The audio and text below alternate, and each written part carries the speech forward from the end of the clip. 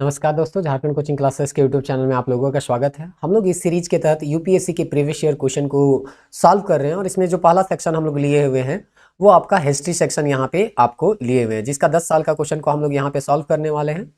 आपको बताया गया था कि अगर आपको भटकाव से बचना है, चाहे आप किसी भी एग्जाम का तैयारी कर रहे हैं, तो उसका क्वेश्चन बैंक को बनाना बहुत जरूरी होता है। और इस तरह से हम लोग शुरुआत अभी हिस्ट्री से किए हैं, बाकी सब्जेक्ट का भी क्वेश्चन बैंक आपको उपलब्ध करवाने का हम लोग प्रयास करेंगे। और आप लोगों को ये भी बता देना चाहते हैं कि पिछले वीडियो में ही हम लोग बताए थे कि आपको एक टारगेट लेके चलना है कि कितना मार्क्स आपको पीटी में लाना है। तो हम लोग देखे थे 3 साल का ट्रेंड, तो 2019 में 98 था, 2021 में 88 के आसपास था। तो हम आपको बताए थे कि अगर आप जनरल कैंडिडेट है तो 100 मार्क्स के आसपास आप अपना कट ऑफ या एक तरह से आपको रेंज लेके चलना है कि इतना तो मार्क्स आपको लाना ही है। ये एक तरह से सेफ जोन माना जा सकता है। इसके बाद जो है क्वेश्चन के लेवल पे डिपेंड करता है कि आपका जो है कट ऑफ ऊपर जाएगा या नीचे जाएगा। तो इस पे हम लोग छोड़ देते हैं। आपको जो तैयारी करना है उसको बेहतर तरीके से करना है, चाहे एग्जाम हॉल में आपका जितना प्रश्न बने एकदम पॉजिटिव माइंड से आपको वहां पे जाना है, और जितना भी क्वेश्चन आपसे सॉल्व होता है वो सॉल्व को उसको शांत दिमाग से करना है। इसके बाद हम लोग हिस्ट्री का जब क्वेश्चन सॉल्व कर रहे थे तो देखिए 15 से 20 सवाल, यहाँ किसी साल 13 सवाल पूछे गए हैं, किसी साल 20 सवाल पूछे गए हैं। मतलब 15 से 17 प्रश्न जो है वो हिस्ट्री से आपको देखने को मिल जाते हैं, और जो कि आपके कट ऑफ को क्लियर करने में बहुत ज़्यादा हेल्पफुल होता है। एंशिएंट हिस्ट्री को हम लोग यहाँ शुरू किए थे, और एंशिएंट हिस्ट्री में देखे थे कि 2013 में 9 प्रश्न यहाँ पे पूछे गए हैं। आपको ये भी बताना चाहते हैं कि आप कोई भी अदर एग्जाम का तैयारी कर रहे हैं तो भी इस वीडियो को आप देख सकते हैं, क्योंकि एक तरह से पूरा एंशिएंट हिस्ट्री, मॉडर्न हिस्ट्री और मेडिवल हिस्ट्री आपको यहाँ पे रिविजन करवा दिया जाएगा। और बहुत सारे एग्जाम ऐसे होते हैं जो कि यूपीएससी के स्टेटमेंट से अपना एक वन लाइनर क्वेश्चन वहां पे बनाते हैं। तो अगर आप इसको देखिएगा तो डिटेल में आपका रिवीजन भी हो जाएगा, और अदर एग्जाम जो भी आप दे रहे हैं उसमें भी आपको यहाँ से फायदा ही होने वाला है।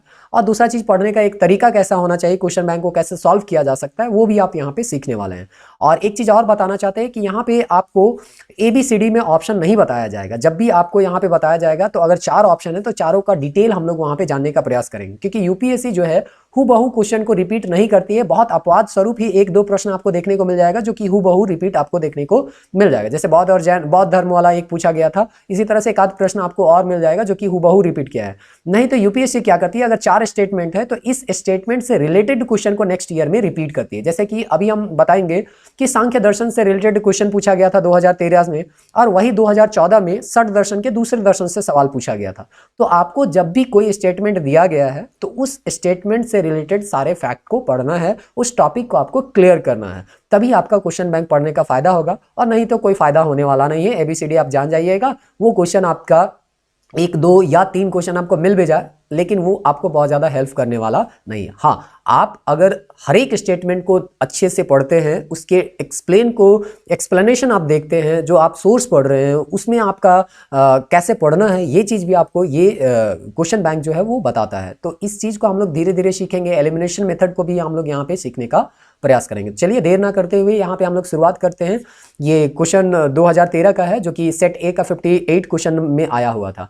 सबसे पहला क्वेश्चन है, भारत में दार्शनिक विचार के इतिहास के संबंध में सांख्य संप्रदाय से संबंधित निम्नलिखित कथनों पर विचार कीजिए। देखिए, हम लोग जब इतिहास पढ़ते हैं तो उसमें षड दर्शन एक आता है, जो कि वैदिक दर्शन के बाद जैन और बौद्ध दर्शन जैसे आए थे अस्तित्व में, उसी तरह से इनका भी अस्तित्व इनसे पहले ही आ चुका था। एक तरह से हम कह सकते हैं, जैसे आप पढ़े भी होंगे कि जो बुद्ध गृह त्याग करते हैं तो सांख्य दर्शन के ही गुरु एक थे, अलार कलाम।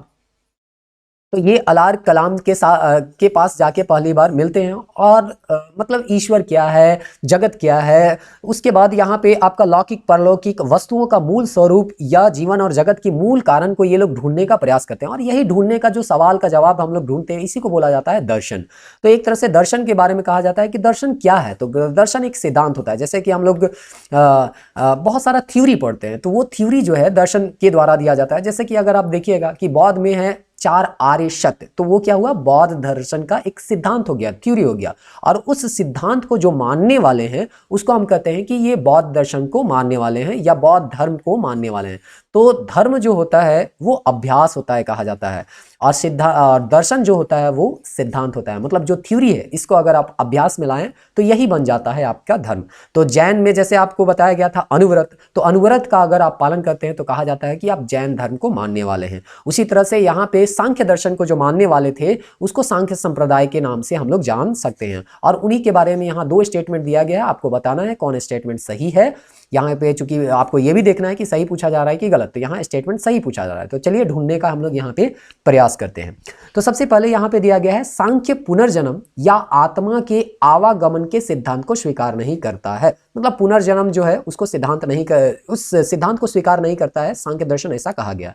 दूसरा स्टेटमेंट अगर हम देखें तो बोलता है सांख्य की मान्यता है कि आत्मज्ञान ही मोक्ष की ओर ले जाता है, ना कोई बाह्य प्रभाव। तो देखिए ये स्टेटमेंट तो आपको सीधे सीधे एनसीईआरटी, ओल्ड एनसीईआरटी में मिल जाएगा, और इसीलिए अगर आप उसको पढ़े होंगे तो इसका आंसर जान जाइएगा कि ये दूसरा ऑप्शन तो आपका सही है। अब आपको अगर मानिए चलिए कि आप का ध्यान उसमें नहीं गया होगा या आप एग्जाम हॉल में भूल जा रहे हैं, तो कैसे इसको टैकल करना है इस तरह के प्रश्नों को, उसको देखिए। सबसे पहले आप दूसरा स्टेटमेंट पढ़िए, तो आपको यहाँ देखने को मिलेगा एक वर्ड मोक्ष, कि अगर आपको मोक्ष प्राप्त करना होगा तो आत्मज्ञान यानी कि सेल्फ नॉलेज आपका होना चाहिए, तभी आप मोक्ष को प्राप्त कर देते हैं।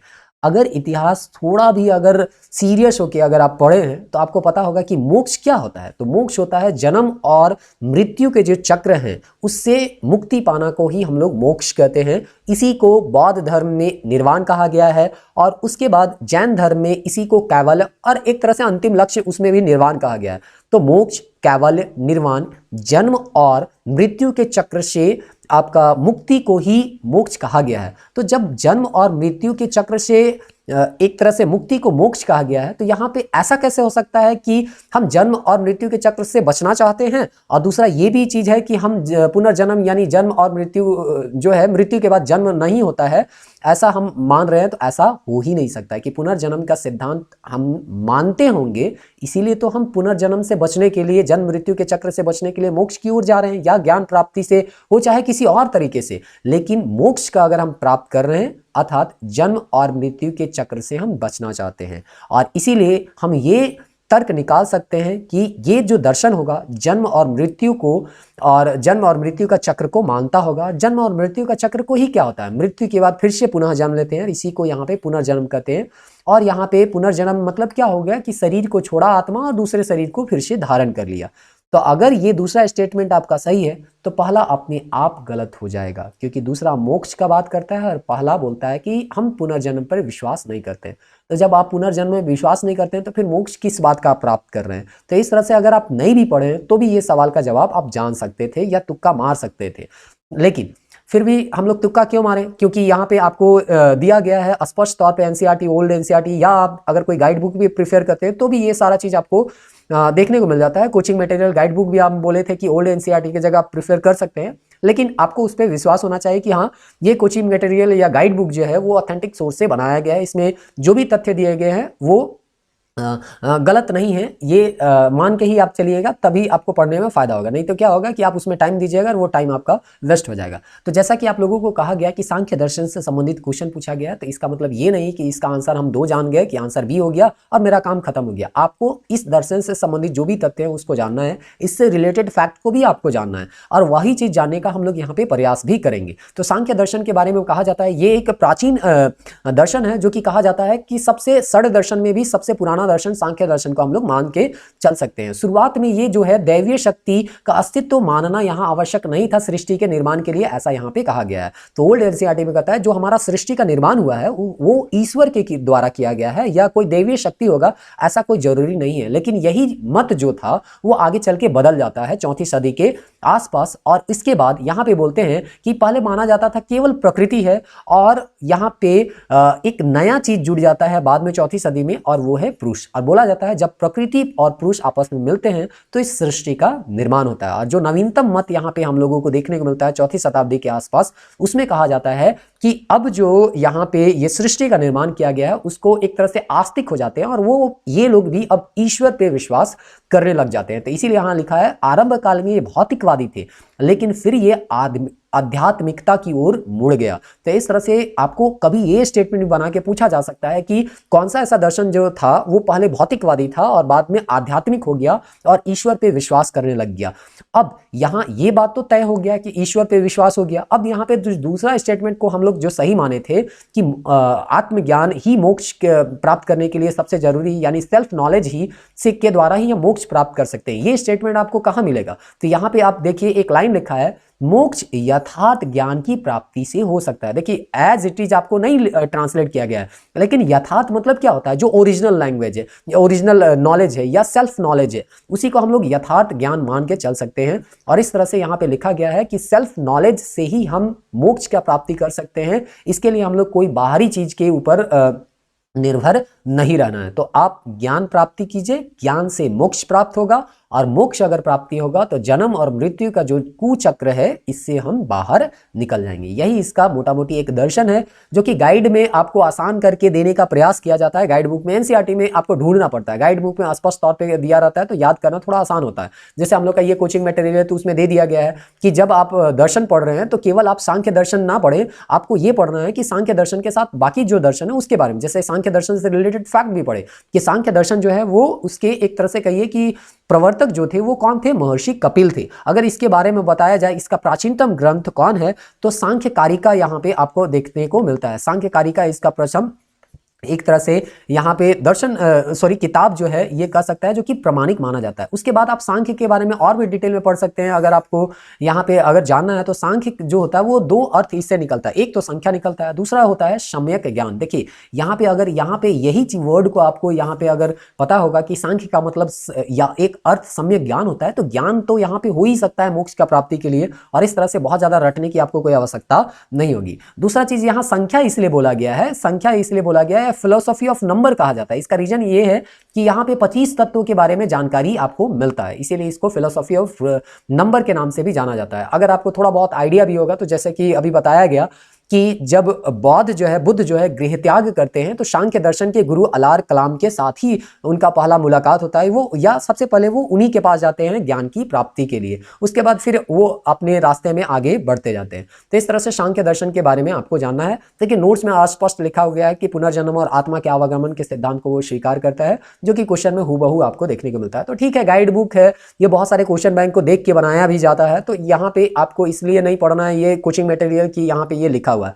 हम बताना चाह रहे हैं कि क्वेश्चन बैंक को बना के ये नोट्स को हम लोग बनाने का प्रयास करते हैं, और जो भी ऑथेंटिक बुक है उसका भी फैक्ट को यहाँ पे डालने का प्रयास करते हैं ताकि स्टूडेंट के लिए रिवीजन करना आसान हो जाए। चलिए आगे हम लोग पढ़ते हैं। अगला क्वेश्चन है, किसी निम्नलिखित में कौन सा कथन जैन सिद्धांत, देखिए वहां पे जैन धर्म आपका षड दर्शन से पूछा गया, यहाँ जैन सिद्धांत से पूछा गया। कर्म को विनष्ट करने का सुनिश्चित मार्ग तपश्चर्या है, यहाँ पे बोल रहा है।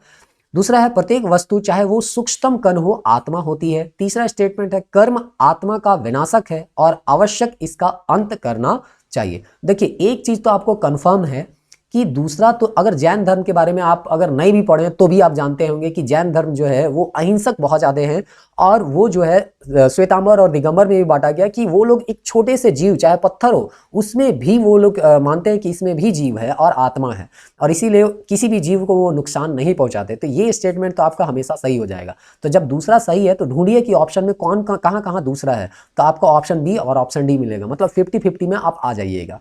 अब इसका मतलब है अब आपको यहाँ ढूंढना क्या है कि स्टेटमेंट एक सही है कि नहीं। देखिए क्योंकि 2 और 3 यहाँ पे भी है, 2 और 3 यहाँ पे भी है, तो आपको स्टेटमेंट 1 को ही ढूंढना है, आपको 3 में दिमाग लगाना नहीं है। तो इस तरह से आपका टाइम भी बचेगा और आप जो है वो आंसर गलत भी टिक नहीं कीजिएगा। तो सबसे पहला यहाँ पे दिया है, कर्म को विनष्ट करने का सुनिश्चित मार्ग तपश्चर्या है, मतलब तप आप कीजिएगा, कुछ एक सिद्धांत है उसको आप सुनिश्चित मार्ग यहाँ पे बोला है ना, सुनिश्चित मार्ग है। तो अगर आप जैन धर्म के बारे में पढ़ते हैं तो 5 अनुव्रत यहाँ पे आपको बताया गया, अगर वो 5 अनुव्रत को आप पालन करते हैं तो आप जैन सिद्धांत के अनुसार या जैन दर्शन के अनुसार मोक्ष का प्राप्ति कर सकते हैं, एक तरह से यहाँ पे कह सकते हैं हम लोग। तो कर्म को विनष्ट करने के लिए सुनिश्चित मार्ग तपश्चर्या है, ये स्टेटमेंट भी सही है। लेकिन ठीक है, यहाँ पे अगर ये ठीक हो गया तो 1 2 3 यहाँ पे आंसर हो जाएगा। तो इस तरह से यहाँ पे हम लोग बी से हटके अब आंसर हमारा जो हो जाएगा डी, मतलब आपको 3 में दिमाग लगाना ही नहीं कि 3 क्या कर रहा है। यहाँ पे 3 कर रहा है, कर्म आत्मा का विनाशक है और आवश्यक इसका अंत करना चाहिए, ये स्टेटमेंट आपका सही है। अब देखते हैं कि ये जो है कहां से पूछा गया था। तो देखिए ये तीसरा स्टेटमेंट हो सकता है आपको बहुत ज़्यादा ना भी आता हो तो भी आप इसका आंसर बना सकते थे, तो यही तरीका आपको अपनाना चाहिए। अब देखते हैं ये कहाँ आपको मिलेगा। सबसे पहले तो जैन दर्शन के बारे में पढ़ रहे हैं तो एनसीईआरटी आप पढ़िए। क्लास यहाँ पे 12 होगा, 11 नहीं होगा, 12 है। तो इस तरह से यहाँ पे पत्थर, चट्टान, जल जो सब में यहाँ पे जीवन होता है, ऐसा यहाँ पे कर रहा है। अब यहाँ पे देखिए, यहाँ पे बोलता है जैन मान्यता के अनुसार जन्म और पुनर्जन्म का चक्र कर्म के द्वारा निर्धारित होता है। मतलब आपका जो कर्म है वही निर्धारित करता है कि जन्म और पुनर्जन्म कैसा होगा, कि आप इससे मुक्ति पा सकते हैं। कर्म के चक्र से मुक्ति के लिए त्याग और तपस्या की जरूरत होती है। और यही चीज तो यहाँ पे बोला गया है कि कर्म को विनष्ट करने के लिए, यानी कि इसको खत्म करने के लिए आपको एक सुनिश्चित मार्ग तपश्चर्या है, कि इसका एक सुनिश्चित मार्ग, एक रास्ता क्या है, तपस्या है। और यही तपस्या आप कीजिएगा तो आप जो है कर्म को नष्ट कर सकते हैं, क्योंकि कर्म ही जो है वो जन्म और पुनर्जन्म के चक्र से निर्धारित, कर्म से ही जन्म और पुनर्जन्म का चक्र निर्धारित होता है, ऐसा यहाँ पे कहा गया है। तो इसको आप अगर पढ़े होंगे तो आराम से आप जान सकते हैं। उसके साथ ही यहाँ आपको यहाँ पे दिया गया है, चाहे साधु हो चाहे साध्वी हो, उसके लिए 5 व्रत दिया गया है, जिसको अनुव्रत भी हम लोग बोलते हैं। हत्या ना करना, चोरी ना करना, झूठ ना बोलना, ब्रह्मचर्य और आपका धन ना संग्रह करना। इस तरह से यहाँ पे ये 5 व्रत है। उसके बाद अनुव्रत भी आपका दिया गया है था, जो गृहस्थ जीवन अपनाते थे उसको अनुव्रत बोलते थे, और ये व्रत है। तो इस तरह से यहाँ पे साधु और साध्वी के लिए व्रत होता था और गृहस्थ जीवन जीने वालों के लिए अनुव्रत होता था। तो इस तरह से ब्रह्मचर्य को है महावीर जैन इसको जोड़े थे, बाकी जो है 4 जो है महावीर जैन से पहले ही ये चलता आ रहा था। तो ये सब तथ्य को आपको जानना है और इससे रिलेटेड फैक्ट को आपको पढ़ते चलना है। चलिए अगला क्वेश्चन हम लोग देखते हैं, निम्नलिखित में कौन सा एक बौद्ध मत में निर्वाण की अवधारणा को सर्वश्रेष्ठ व्याख्या करता है। देखिए वहां मोक्ष के एक ही साल में देखिए मोक्ष के बारे में आपको सवाल पूछा जा रहा है, आपका जैन धर्म से सवाल पूछा जा रहा है, निर्वाण से सवाल पूछा जा रहा है। इसका मतलब क्या, आप जब भी एंसेंट हिस्ट्री पढ़े तो आपको बौद्ध, जैन और इस तरह से षड दर्शन हो गया, या जो भी दर्शन है, फिलोसफी है, उसको बहुत डीपली पढ़ना है और अच्छे से पढ़ना है, क्योंकि इससे बार बार सवाल आपको पूछे जा रहे हैं। अब यहाँ बोला गया है कि जैन धर्म से पूछ लिया, सांख्य दर्शन से पूछ लिया, अब तीसरा यहाँ पे मत पूछ रहा है बौद्ध धर्म के निर्वाण की अवधारणा। जैसे कि अभी आपको बताया गया, निर्वाण मतलब क्या होता है कि जन्म और मृत्यु के चक्र से आप क्या पा गए, मुक्ति पा गए, उसी का हम लोग निर्वाण बोलते हैं। तो यहाँ बोलता है तृष्णा रूपी, यहाँ पे अगर इसका आंसर देखिएगा, तृष्णा रूपी अग्नि का समन, और ये सीधे सीधे आपको यहाँ पे आंसर में मिल जाएगा, सॉरी एनसीईआरटी में मिल जाएगा। ये क्लास 11 लिखा गया, ये 12 होगा। बुद्ध ने जन्म मृत्यु के चक्र से मुक्ति के लिए आत्मज्ञान, देखिए सेल्फ नॉलेज, जो कि आपका सांख्य दर्शन में भी बोला गया था, और निर्वाण के लिए व्यक्ति केंद्रित हस्तक्षेप और सम्यक कर्म की कल्पना की थी। तो यहाँ पे ये आपको स्पष्ट तौर पे यहाँ पे बताया गया है तृष्णा रूपी अग्नि का समन। अब यहाँ पे हम खोजते हैं कि तृष्णा को यहाँ पे क्या लिखा है, डिजायर। डिजायर मतलब क्या होता है, इच्छा। तो कभी कभी आप इंग्लिश भी देख लीजिए, क्योंकि सॉल्व करना थोड़ा सा आसान हो जाता है। अब अगला लाइन यहाँ पे देखिए, अगर आपको निर्वाण प्राप्त करना है या मोक्ष प्राप्त करना है तो इसका मतलब क्या है, अहम और इच्छा का खत्म हो जाना। तो इच्छा मतलब क्या होता है, डिजायर। तो यही चीज तो यहाँ पे बोल रहा है कि जब आप इच्छा को खत्म कर लीजिएगा, तृष्णा रूपी अग्नि को क्या समन यानी समाप्त कर दीजिएगा, तो आप निर्वाण की प्राप्ति कर सकते हैं। निर्वाण का यही अवधारणा है, और ये चीज स्पष्ट तौर पे एनसीईआरटी में दिया गया है। इसलिए कहा जाता है कि एनसीईआरटी का, न्यू एनसीईआरटी का 2 चैप्टर आपको लाइन बाय लाइन पढ़ना है, और वो है बौद्ध धर्म और जैन धर्म। और इसके साथ साथ और भी बहुत सारे ऐसे 1-2 चैप्टर हैं जिसको लाइन बाय लाइन पढ़ना है, और कुछ ऐसे चैप्टर हैं जिसको आपको ऊपरी निगाहों से, सरसरी निगाहों से देख के आप पार कर सकते हैं। ये सब कैसे पता चलेगा, जब तक आप क्वेश्चन बैंक नहीं बनाइएगा आपको कोई आइडिया नहीं आएगा। किसी के कहने से या किसी के मोटिवेशनल वीडियो देखने से ये सब होने वाला नहीं है। आपको क्वेश्चन बैंक बनाना है और खुद ये देखना है कि कहाँ से सवाल पूछा जा रहा है, किस तरह के सवाल पूछे जा रहे हैं, स्टेटमेंट सीधे उठाया जा रहा है या उसको थोड़ा सा तोड़ा मड़ोड़ा जा रहा है, और कितना रिपीट हो रहा है क्वेश्चन, ये चीज आपको क्वेश्चन बैंक ही बताएगा। तो इस वीडियो को अगर आपको अच्छा लगे तो लगातार इसको दोस्तों के साथ फॉरवर्ड कीजिए और लाइक भी कीजिए, ताकि हम लोगों का भी थोड़ा बहुत मोटिवेशन बढ़े। और आप लोगों के लिए इतना मेहनत हम लोग कर रहे हैं, तो थोड़ा सा आपका भी फर्ज बनता है कि लोगों के साथ इसको शेयर किया जाए, ताकि ज्यादा से ज्यादा लोग इसका फायदा उठा पाए। चलिए अगला प्रश्न देखते हैं। कुछ शैलकृत बौद्ध गुफाओं को चैत्य कहते हैं, जबकि अन्य को विहार कहते हैं। दोनों में क्या अंतर है? अगर आप थोड़ा बहुत भी इसको पढ़े होंगे, ऊपर भी पढ़े होंगे, तो आप जानते हैं विहार मतलब ही क्या होता है कि जहाँ ठहरा जाता है, और चैत्य मतलब क्या होता है, पूजा स्थल होता है। तो इस तरह से यहाँ पे चैत्य जो होता है पूजा स्थल होता है, और विहार भिक्षुनी और निवास। ये कैसे पता चलेगा कि कोई भी बुक, आर्ट एंड कल्चर जैसे आप लोगों को बोला गया है, फाइन आर्ट आपको पढ़ना है क्लास 11 का, इस किताब को आप पढ़िए, कहीं ना कहीं आपको पढ़ते हुए पूरा आभास हो जाएगा। भले लाइन में एग्जैक्ट नहीं भी लिखा हुआ है, और एग्जैक्ट लिखा भी हुआ है, वहाँ स्क्रीनशॉट हम डालना उसको भूल गए, उस समय एग्जैक्ट टाइम में हमको नहीं मिला था तो नहीं डाले थे। तो इस तरह से चैत्य आपको मिल जाएगा। यहाँ पे अगर आप थोड़ा सा अच्छे से पढ़िएगा तो यहाँ पे देखिए, यहाँ पे लिखा भी हुआ है कि बैठे हुए बुद्ध चैत्य कक्ष। तो भगवान का मूर्ति या बुद्ध का मूर्ति कहाँ रहेगा? जहाँ पे पूजा किया जाता है वहीं तो मूर्ति रहेगा। और विहार में रहता है कि जैसे बौद्ध भिक्षुणी लोग यहाँ वहाँ घूमते थे, तो बरसात के समय हो गया या कुछ ऐसे समय होते हैं खासकर बरसात के समय, वो लोग विश्राम करते थे या ठहरते थे, उनके लिए विहार बनाया जाता था। नाम ही है विहार, जैसे कि वसंत विहार हम लोग पढ़ते हैं, तो वो मतलब क्या हुआ कि कहीं ठहरने का वो जगह है। तो ऐसे कॉमन सेंस भी अगर लगाइए, नहीं पढ़े भी होंगे तो भी इसको बना सकते थे। और ये सब आर्ट एंड कल्चर का किताब पढ़िएगा तो कॉमन सेंस से बन जाएगा, आपको बहुत ज्यादा इसके लिए किसी किताब के पीछे भागना नहीं है। अगला प्रश्न यहाँ पे हम देखते हैं जो कि गुफा से है, यानी शैलक्रेव यानी वास्तुकला से आपका पूछा गया है। तो भारतीय शिला वस्तु के इतिहास के संदर्भ में निम्नलिखित कथनों पर विचार कीजिए। बादामी की गुफाएं भारत की प्राचीनतम अवशिष्ट शैलकृत गुफाएं हैं। दूसरा बोलता है बराबर की शैलकृत गुफाएं सम्राट चंद्रगुप्त मौर्य द्वारा मूलतः आजीविकों के लिए बनवाई गई थी। और तीसरा है एलोरा में गुफाएं विभिन्न धर्मों के लिए बनाई गई हैं। देखिए ये प्रश्न बहुत ही आसान हम कह सकते हैं। रीजन क्या है कि एलिमिनेट, चलिए आप ये ऑप्शन नहीं जानते हैं, बादामी की गुफाएं भारत की प्राचीनतम अवशिष्ट है, हम इतना इतना गुफा है कैसे जाने कि, मानी चलिए बादामी वाला हमको याद नहीं हो रहा है, लेकिन कुछ यहाँ स्टेटमेंट तीसरा आप पढ़िए, एलोरा की गुफा विभिन्न धर्मों के लिए बनाई गई है। ये विभिन्न धर्मों के लिए नहीं बनाई गई है।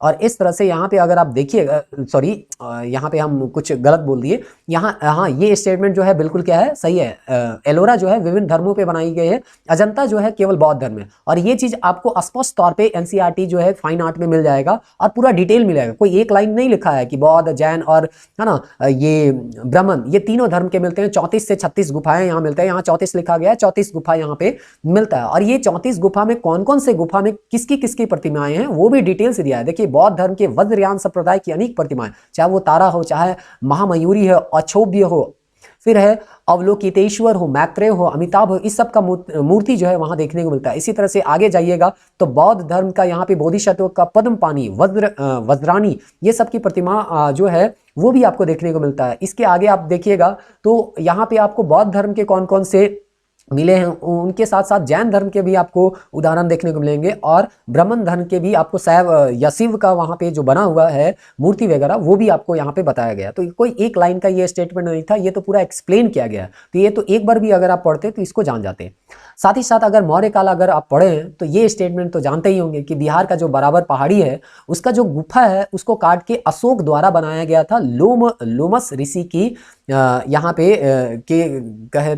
गुफा, यहाँ पे इसको कहा जाता है लोमस ऋषि का गुफा भी इसको हम लोग कहते हैं। और ये आजीविक संप्रदाय के लिए ही बनाया गया था। लेकिन ये जो बनाया गया था वो किसके द्वारा बनाया गया था? तो अशोक के द्वारा बनाया गया था, ना कि चंद्रगुप्त मौर्य के द्वारा। और ये चीज भी यहाँ पे देखिए स्पष्ट तौर पे लिखा गया है, यह गुफा मौर्य सम्राट अशोक द्वारा आजीविक संप्रदाय के लिए संरक्षित की गई थी। तो स्पष्ट तौर पे अगर आप इसको पढ़े होंगे तो ध्यान गया होगा। और ये तो आपको कोई गाइड बुक भी पढ़ रहे हैं तो भी यहाँ पे लिखा हुआ मिलता है। तो स्टेटमेंट 2 जो है ये तो अपने आप कट जाता है, ये चंद्रगुप्त नहीं है। तो 2 को काट दीजिएगा तो ऑप्शन बी और ऑप्शन डी जो है कट गया। अब यहाँ पे आपको ऑप्शन ए और 3 में अगर छांटना है तो आपको पता है कि ऑप्शन जो 3 है वो सही है। क्यों? क्योंकि एलोरा गुफा में बौद्ध, जैन और ब्राह्मण धर्म की मूर्तियां वहां पे देखने को मिले हैं। तो ये ऑप्शन अपने आप कट जाता है। लेकिन आपका काम अभी क्या बताया गया कि आपको केवल ये नहीं जानना है कि ये गलत है, इसके बारे में थोड़ा सा फैक्ट भी जान लेता है कि बादामी की गुफा के बारे में। तो इतिहास में यहाँ पे स्क्रीनशॉट हम यहाँ पे नहीं डाले हैं, तो नोट्स में अगर आप देखिएगा तो बादामी के बारे में जो है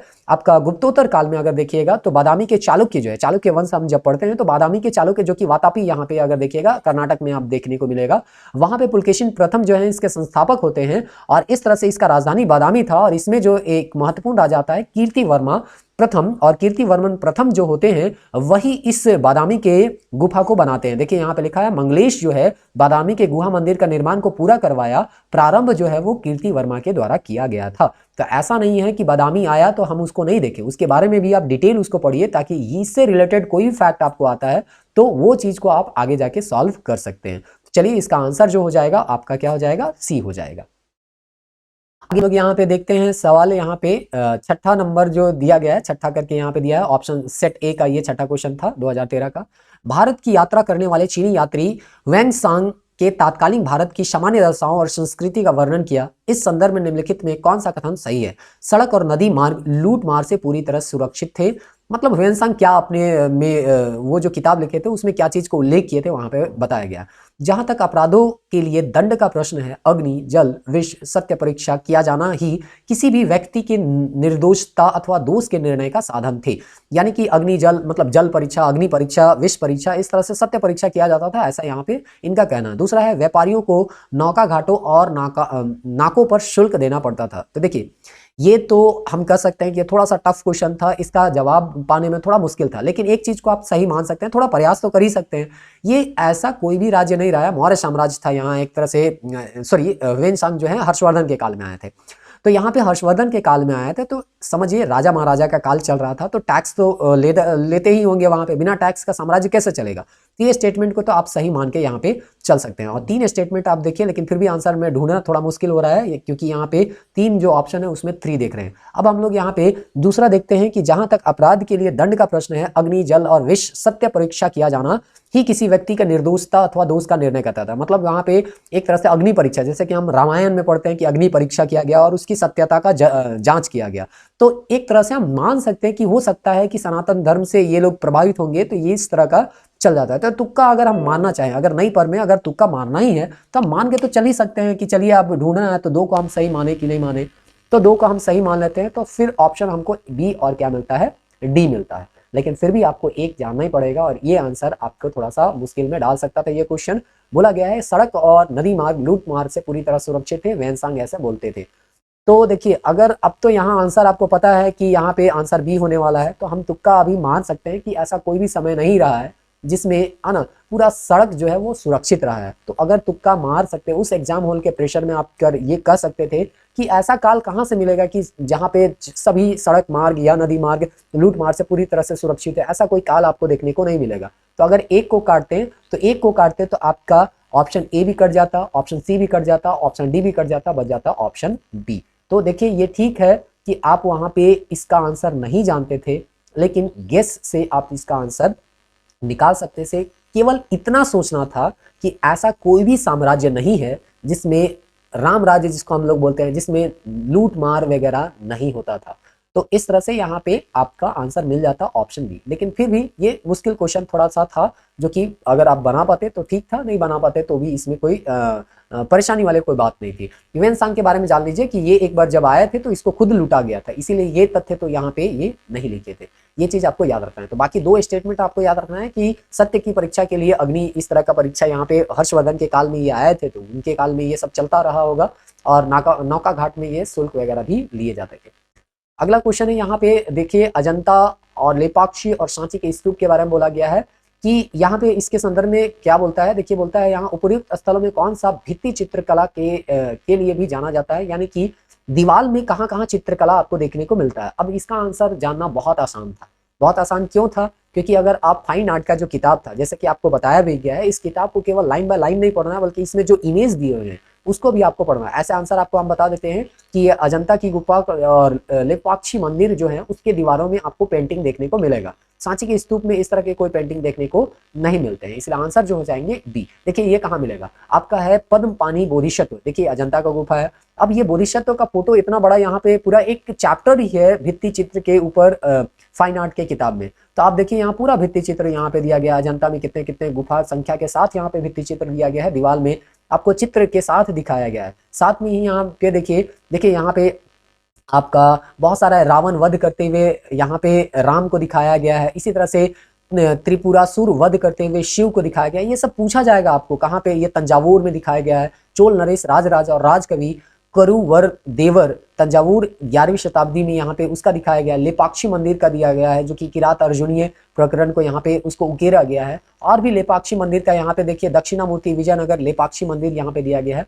तो लेपाक्षी मंदिर में भी यहाँ पे पेंटिंग देखने को मिलता है और आपका यहाँ पे अजंता में तो देखने को मिलता ही है। तो दोनों स्टेटमेंट सही हो जाएगा। सांची का स्तूप में इस तरह का नहीं मिलता है। अगर आप पूरा सांची का स्तूप अगर आप पढ़ेंगे बहुत डिटेल में आपका, देखिए लेपाक्षी मंदिर कितना दिया है, पूरा डिटेल में यहाँ पे दिया गया है। आपका आर्ट एंड कल्चर का ये बुक है, आधुनिक आंध्र प्रदेश के हिंदपुर के पास लेपाक्षी में वहां के शिव मंदिर की दीवारों पर विजयनगरीय चित्रकला के शानदार नमूने पाए जाते हैं। तो सबसे पहले देखिए लेपाक्षी में वहां के शिव मंदिर, तो ये लेपाक्षी का जो मंदिर है वो किसका है? शिव मंदिर। तो इससे रिलेटेड फैक्ट आपको याद रखना है। दूसरा चीज ये कहाँ है? तो आधुनिक आंध्र प्रदेश के हिंदपुर के पास है, मतलब आंध्र प्रदेश में लेपाक्षी मंदिर है। तो आपका लोकेशन के साथ इसको याद करना है, मैप में भी आप इसको देख सकते हैं। आप जब यहाँ पे आप सांची के स्तूप के बारे में पढ़िएगा तो सांची के स्तूप में आपको मूर्ति तो बहुत मिलेगा, लेकिन इस तरह का पेंटिंग नहीं देखने को मिलेगा। पूरा आप कहीं पे भी पढ़ लीजिए, यहाँ पे आपको देखने को नहीं मिलेगा। हाँ, यहाँ पे आपको आपका जो यहाँ पे बताया गया था बादामी के चालुक्य यहाँ पे जो गुफा है उसके बारे में यहाँ पे पढ़ने को मिलेगा, जो कि आने वाले क्वेश्चन में हम लोग यहाँ पे देखेंगे। एक लास्ट क्वेश्चन आज का 2013 का यहाँ पे हम लोग देखते हैं, त्रिभंग के बारे में दिया गया है कि भारत के सांस्कृतिक इतिहास के संदर्भ में नृत्य और नाट्य कला की एक मुद्रा जिसे त्रिभंग कहा जाता है प्राचीन काल से आज तक भारतीय कलाकारों को अति प्रिय रही है।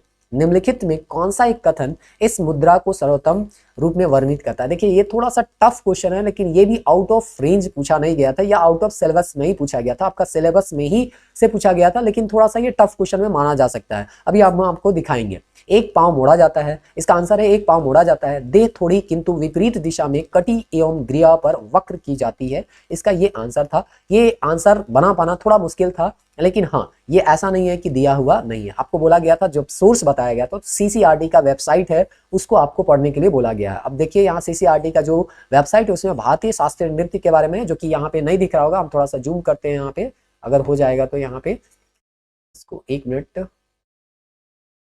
देखिए ये जूम हो रहा है, यहाँ पे देखिए जूम हो गया है। यहाँ पे देखिए भारतनाट्यम के बारे में दिया गया है, आपका कथकली के बारे में दिया गया है, आपका कथक के बारे में बोला गया, मणिपुर है, ओडिसी है, कुचिपुड़ी है और सत्रिय है। आप अभी देखिए ये जो अभी आंसर पूछा गया है या क्वेश्चन पूछा गया है ओडिसी नहीं, आने वाले समय में आप देखिए कुचिपुड़ी से भी पूछेगा, सत्रिया से भी पूछेगा और मणिपुरी से भी पूछेगा। मणिपुरी और सत्रिया तो आने वाले साल में अभी तुरंत हम लोग इससे रिलेटेड क्वेश्चन जो है वो देखेंगे। तो इसका मतलब क्या हुआ कि जब हम ओडिसी को पढ़ रहे हैं उस समय आपको बाकी शास्त्रीय नृत्य जितने भी हैं उसको भी आपको क्या करना है? पढ़ना है। तो इस तरह से यहाँ पे आपको अगर तैयारी कीजिएगा, पढ़िएगा, तभी क्वेश्चन बैंक का आपको यहाँ पे फायदा होने वाला है, नहीं तो केवल ABCD आंसर जान लेने से कुछ फायदा होने वाला नहीं है। तो अब यहाँ पे देख लेते हैं थोड़ा सा यहाँ पे ओडिसी नृत्य के बारे में, क्योंकि हो सकता है इससे सवाल आपका पूछा जाए। तो देखिए यहाँ पे है पूर्वी तट पर स्थित ओडिशा ओडिसी नृत्य का घर है। भारतीय शास्त्रीय नृत्य के अनेक रूपों में से ये एक है। इंद्रिय और गायन के रूप में ओडिसी प्रेम और भाव, देवताओं और मानव से जुड़ा हुआ है, सांसारिक और लोकोत्तर नृत्य है, यानी लौकिक और पारलौकिक। लोकोत्तर मतलब क्या है कि हम ईश्वर से संबंधित यहाँ पे हम जिसको मान सकते हैं, जिसको परलौकिक यहाँ पे हम कह सकते हैं, जिसमें ईश्वर का अवधारणा हो।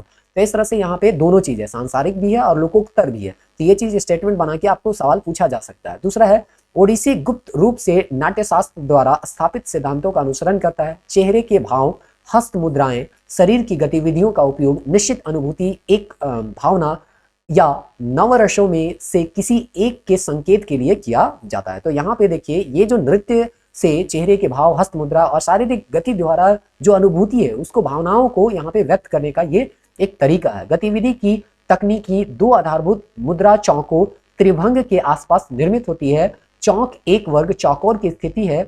यह शरीर के भार के समान संतुलन के साथ पुरुषोचित मुद्रा है। त्रिभंग एक स्त्रियोचित मुद्रा है, यानी ये स्त्री के द्वारा किया जाता है, जिसमें शरीर गले, धड़ और घुटने पर मुड़ा होता है। और यहीं से आपका सवाल यहाँ पे पूछा गया है। देखिए यहाँ पे फिगर में भी दिया है त्रिभंग अवस्था। अगर इसको आप पढ़े होंगे या अगर आप सरसरी निगाह से भी देखे होंगे, अगर आपका ध्यान में रहा होगा तो ये इमेज आप देख सकते थे। और साथ में यहाँ पे लिखा हुआ था गले, धड़ और घुटने पर ये मुड़ा होता है, और इसी को यहाँ पे आपका सवाल बना के पूछा गया था। यहाँ पे है चौक खड़े होने की मूल स्थिति। तो आज त्रिभंग के बारे में पूछा गया है, कल इसके बारे में पूछा जाएगा। कल ये पूछा जाएगा कि अपनी भावनाओं को दिखाने के लिए किस चीज का प्रयोग करते हैं, चेहरे के भाव, हस्त मुद्रा और शारीरिक गतिविधियों के। साथ ही साथ यहाँ पे और भी दूसरे जो शास्त्रीय नृत्य है उससे तो पूछा ही गया है। तो इस तरह से क्वेश्चन बैंक को आप पढ़िएगा डिटेल से। कोई भी सोर्स को पढ़ने का आपका जो इंटरेस्ट है वही एक अलग लेवल पे चला जाएगा कि किस सोर्स को कहाँ कहाँ। देखिए अब यहाँ पे हम जब भी आप पढ़िएगा तो इन सब जो फिगर दिया गया है, यहाँ जो लिखा गया है उस पर भी आप ध्यान दीजिएगा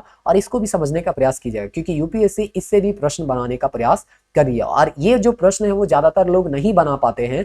अगर आप इस एक प्रश्न को बना लेते हैं तो दूसरे से आप जो है 2 नंबर निकल जाइएगा। और इसी तरह से 1-2 प्रश्न आप करते करते अगर निकल जाइएगा तो आराम से कटअप आपका क्लियर हो जाएगा, आपको बहुत ज्यादा परेशानी नहीं उठाना पड़ता है। तो इस तरह से हम लोग अगला वीडियो में थोड़ा सा, ये देखिए शुरुआत का वीडियो है, इसे लंबा होते जा रहा है, नेक्स्ट वीडियो जैसे जैसे आते जाएगा धीरे धीरे ये छोटा होते जाएगा, क्योंकि बहुत सारा चीज हम लोग ऑलरेडी डिस्कस कर चुके होंगे। तो शुरुआत में भले समय लग रहा है, लेकिन इसे घबराना नहीं है, आपका हम समय ले रहे हैं, तो इसका आपको आउटपुट भी हम देने का प्रयास कर रहे हैं अपनी तरफ से पूरी तरह से। कोई भी फालतू के यहाँ डिस्कशन नहीं करने का प्रयास किया जा रहा है। तो देखते रहिए झारखंड कोचिंग क्लासेस के यूट्यूब चैनल को। मिलते हैं नेक्स्ट वीडियो में, तब तक के लिए जय हिंद।